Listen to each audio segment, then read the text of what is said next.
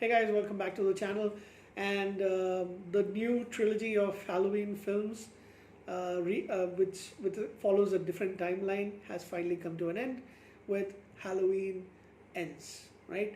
So 2018 came the Halloween movie, which basically ignored all the sequels that happened so far, and took for the first movie set, which was 40 years ago, 1978, and decided to make the film as if Michael Myers has been in prison for 40 years, setting a different timeline, ignoring all the sequels, which didn't sit right with me that much because I happen to love the Halloween series. It's one of my favorite horror franchises.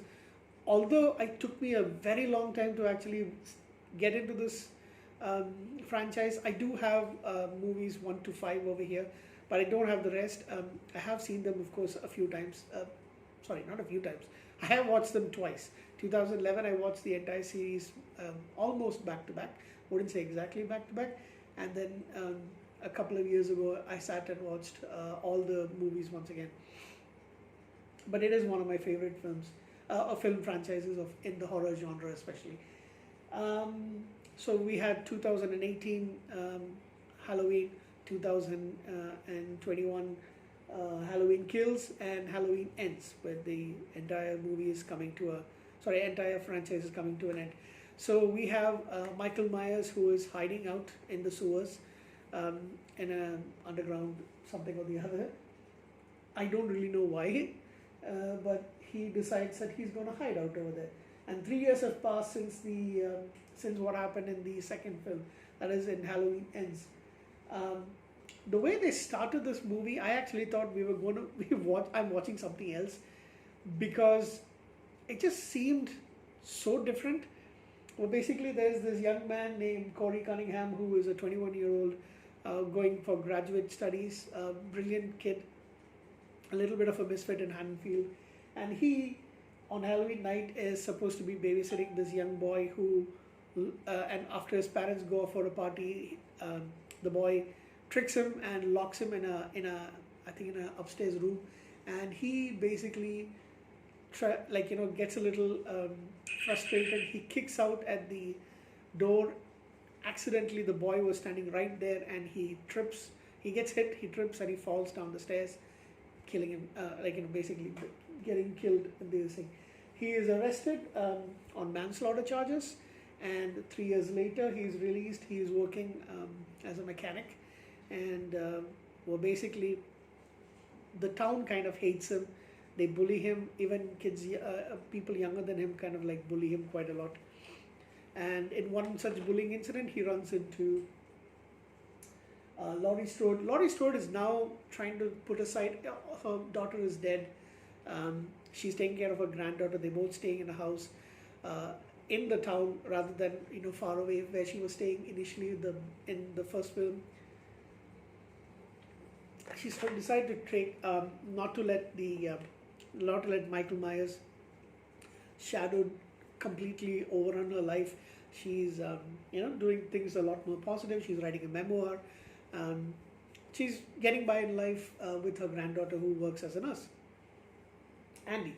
And so she basically, Laurie Strode kind of supports the young man. She understands, that he has had a very tough thing happen to him. Wasn't really his fault. So, however, he starts dating. Sorry, did I say Andy? It's Ali. Allison. Andy Matichak is the name of the actress who plays Laurie's granddaughter. So he slowly, develops a friendship with Allison, and they go on a date. However, certain things, what people say, remind him about the fact that he is this kind of misfit outcast, and he leaves. On his way at a bridge, these bullies catch up with him, and they fight with him. He tries to fight back. They push him over the bridge, and he falls down. They think he's dead, and then they leave. However, Michael Myers sees who's been hiding out in a. I don't know exactly what is that.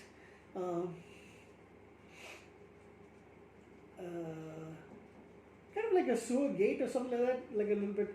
I don't really know exactly what that is, but anyway, it's under the. It's basically in the sewers.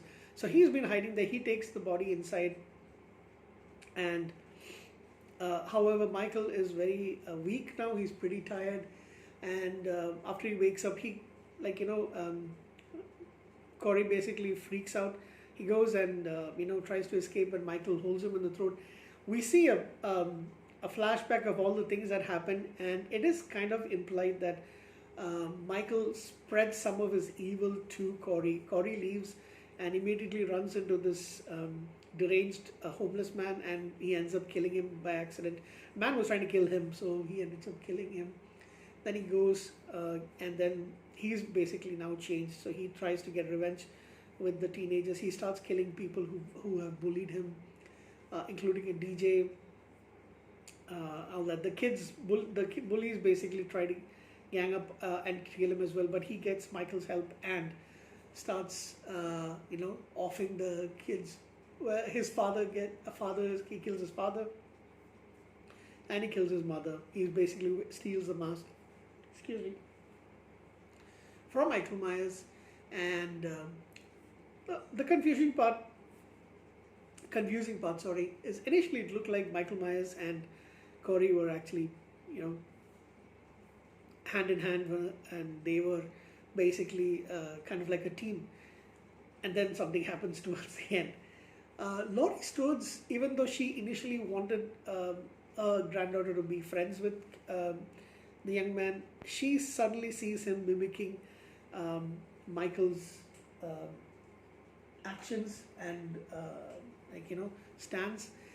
She sees something changed in his eyes, and she is now scared. She doesn't want Allison to be near him, and then she, of course, gets upset and leaves. And then, basically, she now sets the trap for Corey and Michael. Michael comes to kill Laurie, thinking that she is actually planning to commit suicide, but she is waiting for him, and then she manages to get the better of him, and he is, basically, left almost for dead. Allison thinks that she has killed him initially, and she leaves, but later just come back. Laurie's sitting there waiting, and then Michael comes, takes the mask off of Corey. So basically, it's lying on the ground. And he ends up killing Corey. Corey wasn't actually dead, so he ends up killing Corey. That was the confusing part. So why the heck was all of this stuff? And finally, there's a big fight that we've been waiting for between Laurie Strode and Michael Myers. And it is brutal. I did like the fight quite a lot. I did like all those knives and things like that. And finally, it's really, really violent. But it's superb. I really liked it also. And Andy, keeps calling her Andy. Allison was on, hears on the radio, she calling for the cops, and she comes back, and she also helps her grandmother because Michael is very, very strong. So having regained his strength, she pins him onto the table with 2 knives, and still he rips his hand off, and Andy comes and helps. Allison comes and helps, sorry. And finally, Laurie Strode slices off his throat, leaves him bleeding to die. The whole town comes together, including the cops. Nobody's going to say anything against killing Michael Myers because of all the damage that he's done. And they finally drag his body. They take his body towards a what is that basically? A salvage yard, and puts him in this thing that basically shreds his body to pieces. The end of Michael Myers. Everybody goes on their own way, and now finally the town can rest without having any fear of Michael coming back.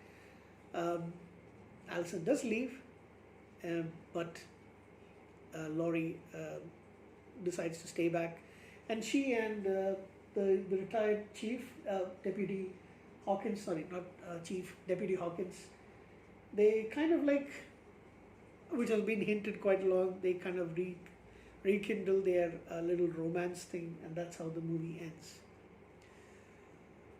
Didn't make any sense. I don't really understand why they brought this person in. Although to be fair, I think the acting was pretty good. I think you know Jamie Lee Curtis is superb. The actress who plays her granddaughter, um, Andy Matichek, she was also superb, except for a few things that kind of seemed a little bit teenagerish, and she's not supposed to be a teenager. Kind of like the typical thing that you see in movies, especially in horror movies. Will Patton, of course, is back. James Jude Courtney plays Mike Myers and the Shape. Um, and the surprise element for me was this young actor called Rohan Campbell who plays, and funny enough, Rohan is actually a Hindu name, but he is a Hindu or Indian. Corey Cunningham, I've never seen this actor before. Looking at his resume, I see that he's played Frank Hardy on the basically the recently launched Hardy Boys series as such. So I think I might try and look into that. It's a mostly Canadian production, mostly Canadian actors as well. I will definitely try and take a look at that, but because I think he really shone in this movie. I mean, he was really good in this film, I should say. But the plot didn't make any sense to me. Um, I didn't like the previous thing where basically it showed he was like, after getting stabbed and killed and all that stuff. I mean, maimed basically. Michael Myers was able to come back. Like he's like completely impervious to everything else. And yeah, yes, shredding his bits and slicing his throat before that is possibly the way to kill him. Really disappointed in the plot line. A lot of things didn't make sense. Just felt a little bit here and there. But the payoff at the end was kind of worth it. Michael Myers is killed. They could have done something different, and that's what I thought they were going to do. In that Corey would actually become the new Michael Myers. He would kill Michael Myers, or Laurie would kill Michael Myers. He takes the mask and he goes off and haunts the town once again, or leaves and then comes back. I thought they would go that way, but kill a new evil being created. But yeah, the last two movies didn't make much distinct for me. I will give this film a 7 out of 10 because it's still Michael Myers, it's still Halloween. Should I give it a 7.5? I'm stuck. Okay, just because of that, I'm going to give it the benefit of the doubt. A 7.5 out of 10. No, a 7. Sorry, I'm here and there. I'm also trying to watch the football also a little bit. So that's basically it from me for Halloween Ends. Kind of disappointed, but at the same time, I'm happy that we did get what we wanted, the big showdown. Thank you. Have a good night.